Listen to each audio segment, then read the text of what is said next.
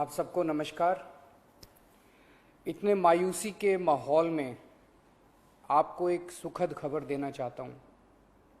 पिछले 24 घंटों में कोरोना के दिल्ली में 10,000 से कम केस आए हैं।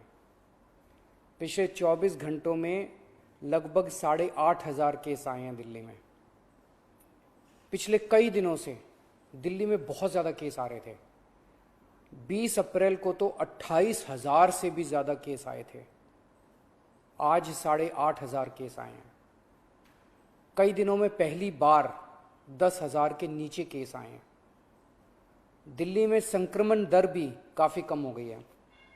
पिछले 24 घंटों में संक्रमण दर केवल 12% रह गई है। संक्रमण दर का मतलब अगर हम 100 लोगों का टेस्ट करते हैं तो उसमें कितने लोगों को कोरोना मिलता है। ज़्यादा संक्रमण दर का मतलब होता है कि कोरोना बहुत ज़्यादा फैला हुआ है। आज ये संक्रमण दर केवल 12% आई है।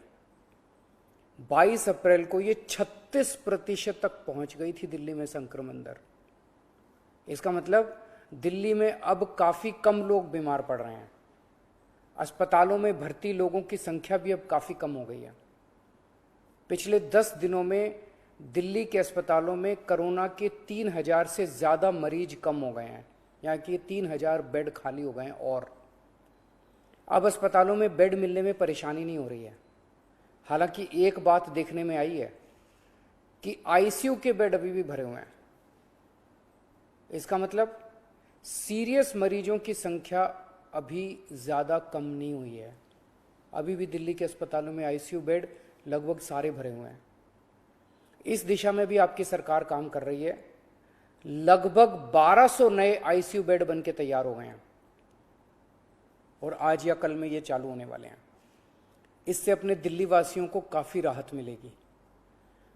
दिल्ली में जो केस कम हो रहे हैं इसमें हर दिल्ली वासी का बहुत ज़्यादा सहयोग रहा है। हमने दिल्ली में बहुत कड़ा लॉकडाउन लगाया, लेकिन दिल्ली वासियों ने उसमें पूरा सहयोग किया। सबने पूरी तरह से लॉकडाउन का पालन किया। आज सब लोग बात कर रहे हैं कि दिल्ली वासियों ने इतने कम समय में कोरोना के केस कम कैसे कर लिए। ये केवल और केवल दिल्ली वासियों के अनुशासित आचरण की वजह से हुआ है। लेकिन लड़ाई अभी जीती नहीं गई है। लड़ाई अभी बाकी है। अभी भी 8,500 केस आए हैं। इनको 0 तक ले जाना है। कोरोना को पूरी तरह खत्म करना है। और दूसरी बात, हम अगर अब ढीले पड़ गए तो ये केस फिर बढ़ जाएंगे। कोई गारंटी नहीं है कि ये कम ही रहेंगे। फिर से दिल्ली पे मुसीबत आ सकती है। इसीलिए किसी भी हालत में ढिलाई नहीं करनी, कड़ाई से लॉकडाउन का पालन करना है और कोरोना से बचने के जितने भी उपाय हैं वो सारे लागू रखने हैं।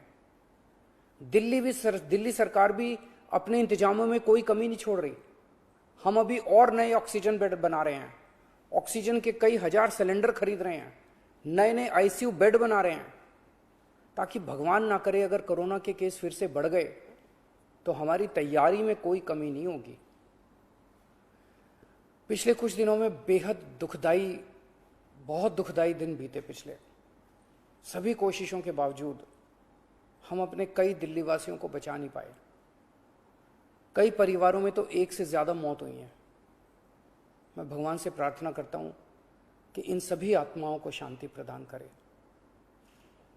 मैं ऐसे कई बच्चों को जानता हूँ जिनके दोनों माता पिता चल बसे। अब उनका इस दुनिया में कोई नहीं है। मैं ऐसे सभी बच्चों को कहना चाहता हूँ कि उनके दुख को मैं समझता हूँ, पर आप चिंता मत करना बच्चों। आप अपने आप को अनाथ मत समझना। मैं हूं ना। किसी भी बच्चे की पढ़ाई बीच में छूटने नहीं देंगे। हर बच्चे की पढ़ाई जारी रहेगी। हर बच्चे की पढ़ाई और उन बच्चों की परवरिश का खर्चा सरकार उठाएगी।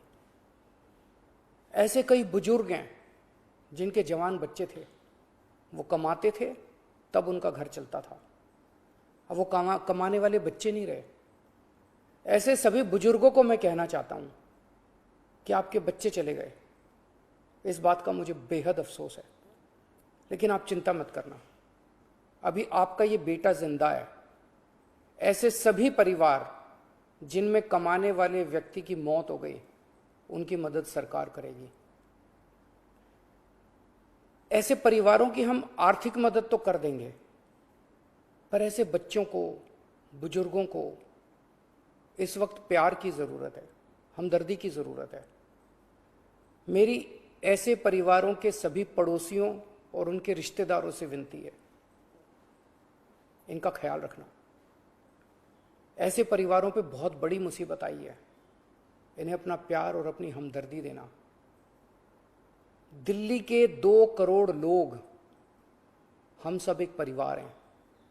इस दुख की घड़ी में हमें एक दूसरे की मदद करनी है। आज ईद का त्योहार है। ऊपर वाले से आपकी सेहत और आपकी खुशियों की प्रार्थना करता हूँ। नमस्कार।